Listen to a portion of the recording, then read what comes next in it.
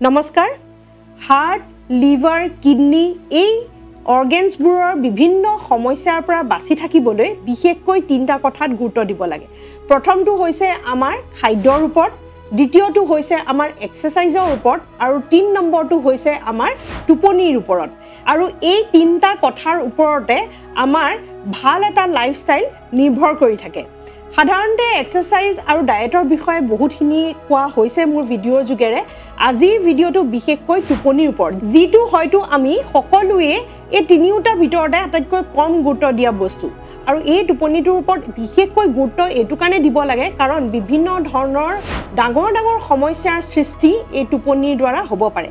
টোপনি খেলিমেলি বুলি ক'লে আমি আসলতে দুটা হেবিটছৰ কথা জানিবলৈ পাওঁ প্ৰথমটো হৈছে যে টোপনি কিছুমানৰ নধৰে আৰু কিছুমানৰ আকৌ কি হয় টোপনি ধৰে কিন্তু ধৰি লওক ফোন চাই থাকে কথা পাতি থাকে টিভি চাই থাকে বা দেৰিকৈ ভাত খাই দেৰিকৈ কাম কাজ কৰি পেলাই শুবলৈ যায় বহুত দেৰি হয় শুতে কিন্তু ৰাতিপুৱা সোনকালে উঠিব লাগে আৰু এইটো হৈছে স্বইচ্ছাৰে কৰা কিছুমান আমাৰ টোপনি খেলিমেলি অভ্যাস আৰু এই দুইটাই স্বইচ্ছাই কৰা বা স্বইচ্ছাই নকৰাই দুইটাই আপোনালোকৰ শৰীৰত বহুতখিনি অপকাৰ কৰিব পাৰে আজি এই ভিডিঅ'ৰ যোগেৰে টোপনি যদি আপোনালোকৰ ভাল নহয় কম সময় যদি আপোনালোকে জানি বুজি শুইছে তেনে ক্ষেত্ৰত কি ডাঙৰ বেমাৰৰ সৃষ্টি হোৱাৰ সম্ভাৱনা থাকে সেই বিষয়ে কথা পাতিবলৈ চেষ্টা কৰোঁ আহক প্ৰথমতে জানিবলৈ চেষ্টা কৰোঁ আহক যে টোপনি ভাল নোহোৱা অৰ্থাৎ টোপনি খেলিমেলি বুলি ক'লে আমি কি বুজিব লাগে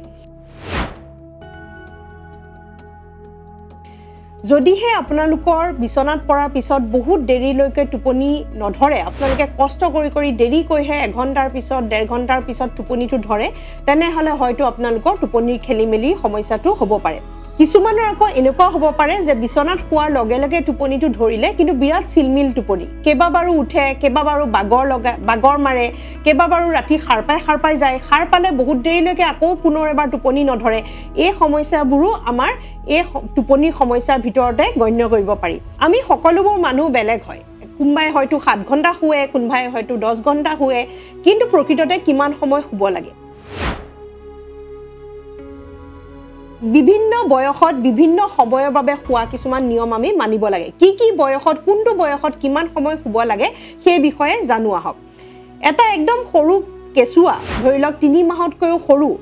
তেনে ক্ষেত্ৰত তেওঁলোকে 14 ঘণ্টাৰ পৰা 17 ঘণ্টালৈকে শুৱাটো দৰকাৰী 1 বছৰতকৈ সৰু ল'ৰা ছোৱালী হলে 12 ঘণ্টাৰ পৰা 16 ঘণ্টা সময়ৰ ভিতৰত শুব লাগে 1 বছৰৰ পৰা 5 বছৰৰ ভিতৰত 10 ঘণ্টাৰ পৰা 14 ঘণ্টাৰ সময় শুলে ভাল হয় আৰু 5 বছৰৰ ওপৰত 13 বছৰ বয়সলৈকে 9 ঘণ্টাৰ পৰা 12 ঘণ্টা সময় শুব লাগে টিনেজৰ বয়সত ধৰি লওক 13 বছৰৰ পৰা 19 বছৰ বয়সলৈকে কমসে কম 7 ঘণ্টাৰ পৰা 9 ঘণ্টালৈকে শুবলৈ চেষ্টা কৰিব লাগে আৰু যি সকল এডাল্ট হয় তেওঁলোকৰ মিনিমাম শুৱাৰ টাইম 7 ঘণ্টাৰ পৰা 8 ঘণ্টা শুব লাগে আমি যদি ভালদৰে টোপনি দিব নোৱাৰো খেলিমেলি টোপনি আহে সঠিক সময় আমি শুব নোৱাৰো তেনেহলে আমাৰ স্বাস্থ্যত কি ধৰণৰ ইম্প্যাক্ট পৰিব পাৰে বা কি সমস্যাৰ সৃষ্টি হ'ব পাৰে সেই বিষয়ে কথা পাতো আহক প্ৰথমটো হৈছে টোপনি খেলিমেলি হৈ থাকিলে ভালদৰে টোপনি নাহিলে আপোনালোকৰ হাৰ্টৰ ওপৰত বহুত ডাঙৰ ইম্প্যাক্ট পৰে হাৰ্টৰ ফাংচনছৰ ওপৰতো ইম্প্যাক্ট পৰে আৰু লগতে আমাৰ আৰ্টাৰিজ অৰ্থাৎ ধমনীৰ মাজেৰে যি তেজ চলাচল কৰে সেই তেজ চলাচলে যিটো প্ৰেছাৰ দিয়ে সেই প্ৰেছাৰটোৰ খেলিমেলি হোৱা দেখিবলৈ পোৱা যায় যাৰ ফলত হাই প্ৰেছাৰৰ সৃষ্টি হ'ব পাৰে আৰু সেইবাবে টোপনি খেলিমেলি লোকৰ সাধাৰণতে প্ৰেছাৰটো হাই থকা দেখিবলৈ পোৱা গৈছে লগতে কোলেষ্ট্ৰলৰ সমস্যা ট্ৰাইগ্লিচাৰাইডছ বাঢ়ি থকা এলডিএল বাঢ়ি থকা এই সমস্যাবোৰো আমাৰ টোপনিৰ খেলিমেলিৰ বাবে দেখিবলৈ পোৱা যায় দ্বিতীয়টো ইম্প্যাক্ট পৰে আমাৰ মেটাবলিজমৰ ওপৰত বিপাক ক্ৰিয়াৰ ওপৰত আৰু যাৰ ফলত টাইপ 2 ডায়াবেটিছৰ সৃষ্টি হ'ব পাৰে ক্ৰনিক টোপনিৰ খেলিমেলি হৈ থাকিলে বহুত দিনৰ পৰা যদি হৈ আছে তেনেহলে টাইপ 2 ডায়াবেটিছ হোৱা দেখিবলৈ পোৱা গৈছে আৰু যি সকল ডায়াবেটিক ৰোগী হয় তেওঁলোকৰো সুগাৰ ফ্লাকচুৱেশ্যন কৰা দেখিবলৈ পোৱা গৈছে যদিহে আপোনালোকে ঠিক সময় নুশুৱে একদম সাধাৰণ উদাহৰণ এটা যদি আপোনালোকে টোপনি ক্ষতি কৰে পিছদিনা ৰাতিপুৱা উঠি আপোনালোকে ফাষ্টিংটো চাব সদায় দেখুৱা ফাষ্টিং সুগাৰতকৈ নিশ্চয় ই বেছি দেখাব আৰু সেইবাবে ডায়াবেটিছ ৰোগীৰ বাবেও ঠিক পৰিমাণে শুৱাটো বিৰাটেই বেছি দৰকাৰী আৰু যদি নুশুৱে তেনেহলে ই হয়তো টাইপ 2 ডায়াবেটিছৰ সৃষ্টিও কৰিব পাৰে 3 নম্বৰ সমস্যাটো হৈছে আমাৰ ইমিউন সিস্টেমৰ ওপৰত পেলাব পাৰে যিহেতু ৰাতি শুই থকাৰ সময়ত আমাৰ শৰীৰৰ কোষসমূহ আকৌ পুনৰ এবাৰ এক্টিভেট হয় যথেষ্ট পৰিমাণে ৰেষ্ট পায় আৰু সেইবাবে সি ৰিপেয়াৰ কৰিবলৈ আৰম্ভ কৰে যাৰ ফলত ৰাতিপুৱা আকৌ ই আপোনালোকক ছাপৰ্ট দিব পাৰে কিন্তু যদি টোপনিৰ খেলিমেলি হয় তেনেহ'লে আপোনালোকৰ এই কোষসমূহ ঠিক পৰিমাণে এক্টিভেট নহয় ঠিক পৰিমাণে ৰেষ্ট নাপায় আৰু তাৰ ফলত ঠিক পৰিমাণে ৰিপেয়াৰো নহয় আৰু তাৰ ফলতে আপোনালোকৰ শৰীৰৰ বেমাৰ আজাৰৰ এগেইনষ্টত ফাইট কৰা কেপাচিটিটো কমি আহে যাক ইমিউন চিষ্টেম ড্ৰপ হোৱা বুলি কোৱা যায় আন এটা সমস্যা হৈছে ইনফ্লামেশ্যনৰ সৃষ্টি হয় যিসকলৰ টোপনিৰ খেলিমেলি আছে তেওঁলোকৰ ইনফ্লামেশ্যনৰ সৃষ্টি হয় যাৰ ফলত গাৰ বিষ বহা দেখিবলৈ পোৱা যায় এজন সাধাৰণ মানুহৰ যদি আঁঠুৰ বিষ আছে তেওঁ যিমানটো পৰিমাণে বিষাব যদি আপোনালোকৰ টোপনিৰ খেলিমেলি হয় তেনে ক্ষেত্ৰত আপোনালোকৰ আৰু বেছিকৈ বিষোৱা দেখিবলৈ পোৱা যায় কাৰণ আপোনালোক পেইন সেনচিটিভ হৈ পৰে আপোনালোকৰ শৰীৰটো পেইন সেনচিটিভ হৈ পৰে যিমানটো শৰীৰে বিষটো দিব লাগে তাতকৈ বহুত পৰিমাণে বেছি গুণে ফিল কৰিবলৈ আৰম্ভ কৰে আৰু সেইবাবে গাৰ বিষ আঁঠুৰ বিষ গাবোৰ জ্বৰ ভাব আপোনালোকৰ দিনটোৰ কাৰণে গাবোৰ কিবা জ্বৰ উঠা নিচিনা লাগে কিন্তু জ্বৰটো নুঠে কিন্তু জ্বৰ ভাব এটা থাকি যায় আৰু এই সমস্যাটো সাধাৰণতে টোপনিৰ খেলিমেলিৰ বাবে দেখিবলৈ পোৱা যায় আন এটা অপকাৰ হৈছে আমাৰ ব্ৰেইন সেলছৰ ওপৰত ব্ৰেইনৰ কোষৰ ওপৰত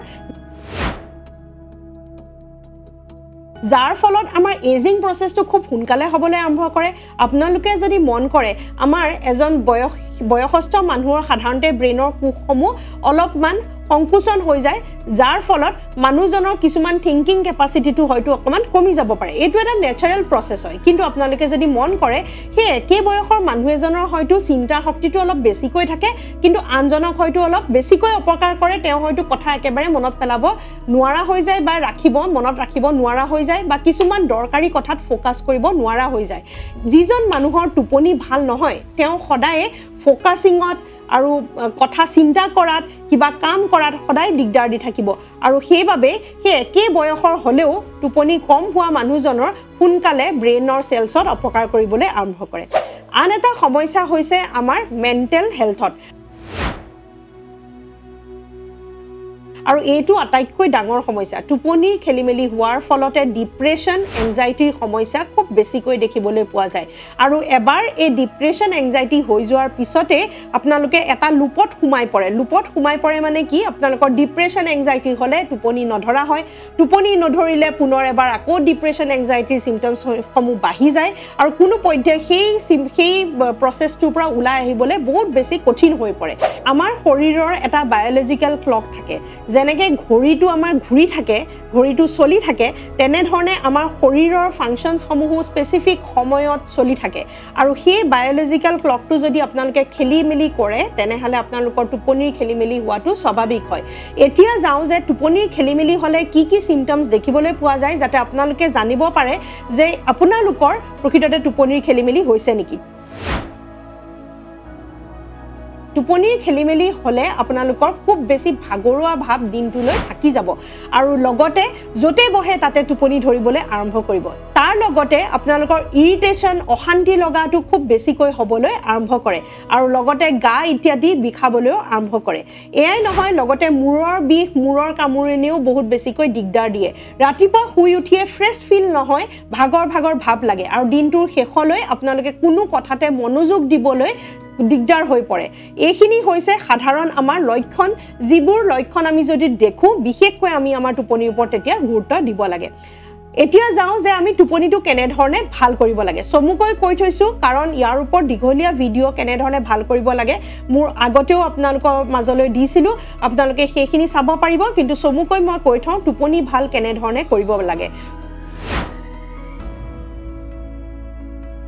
টোপনি ভাল কৰিবৰ বাবে কিছুমান লাইফষ্টাইল চেঞ্জেছ আমি কৰিব লাগে নাইট ৰুটিন কিছুমান আমি ফলো কৰিব পাৰো যেনেকৈ ধৰি লওক আপোনালোকে শুৱাৰ 2 ঘণ্টাৰ আগত কোনো ধৰণৰ টিভি কম্পিউটাৰ বা মোবাইল ব্যৱহাৰ নকৰিব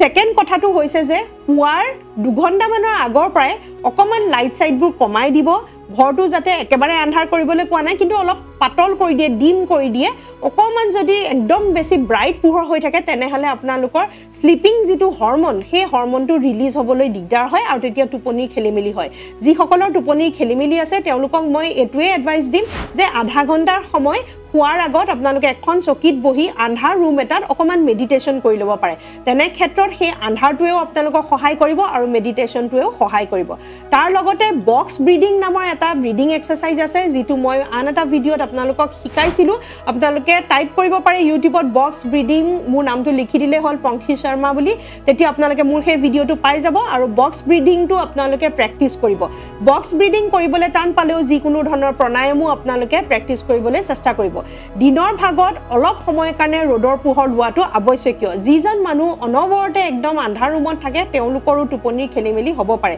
অৱশ্যে দিনৰ সময়তহে কৈছো যিমান পাৰে পোহৰ এক্সপ'জ হোৱাটো দৰকাৰী আৰু ৰাতি তেনে ধৰণে আন্ধাৰ এক্সপ'জ হোৱাটো দৰকাৰী বৰ্তমান যুগত এনেকুৱা হৈ পৰিছে লাইট ইত্যাদি ইমানেই বেছি ব্যৱহাৰ কৰিবলৈ লৈছো যে কম্পিউটাৰ লাইট হওক ৰুমৰো কেইবাটাও লাইট হওক বা বিভিন্ন অনবৰতে আমি পোহৰতে থাকো আৰু সেইবাবে হয়তো আমাৰ সেই হৰমনটো সঠিক সময়ত ৰিলিজ নহয় আৰু সঠিক সময়ত শুব নোৱাৰো আৰু আটাইতকৈ দৰকাৰী কথা যে এটা সময়ত ফিক্স সময়ত সদায় শুবলৈ যাব লাগে আৰু 7-8 ঘণ্টা এৰি পেলাই আপোনালোকে উঠিবলৈ চেষ্টা কৰিব পাৰে আৰু এই প্ৰসেসটো সদায় এটা সময়তে এটো কাৰণে কৰিব লাগে যাতে আমাৰ বায়োলজিক্যাল ক্লকটো সেট হয় আপোনালোকে সাকে এটো কথা শুনিছে যে যদি আপোনালোকে ধৰিলক সদায় ডেইলি 7টা বজাত উঠে এলাৰ্ম দি পেলাই তেনেলে কেতিয়াবা এলাৰ্ম নিদিলেও আপোনালোকে 7টা বজাত খাৰ পাই যায় আৰু হেতু হয় আমাৰ বায়োলজিক্যাল ক্লকৰ ৰিএকচনৰ বাবে সেই ৰিএকচনটো আমি নিজৰ লাইফষ্টাইল চেঞ্জ কৰিব পাৰো যাতে আমি সময়ত শুব পাৰো আৰু সময়ত উঠিব পাৰো আৰু স্লিপিং প্ৰসেসৰ বাবে কিছুমান স্লিপিং হ্যাবিটস আছে লাইফষ্টাইল আছে যিবোৰ আমি প্ৰেক্টিস কৰিব পাৰো যদি আপোনালোকক ইয়াৰ ওপৰতে বিশেষকৈ এটা ভিডিও লাগে তেনেহলে আপোনালোকে তলত কমেন্ট সেকশনত তাৰ ওপৰত ভিডিও লাগে বুলি জনাব মই আপোনালোকৰ কমেন্টৰ ভিত্তিতে সেই ভিডিওটো বনাবলৈ চেষ্টা কৰিম যদি বেছিভাগ মানুহে বিচাৰে সেই ভিডিওটো নিশ্চয় অতি সোনকালে আপোনালোকে সেই ভিডিওটো পাব নতুন এটা ভিডিও যোগে লগ পোৱাৰ প্ৰতিশ্ৰুতি আজিলৈ সামৰো নমস্কাৰ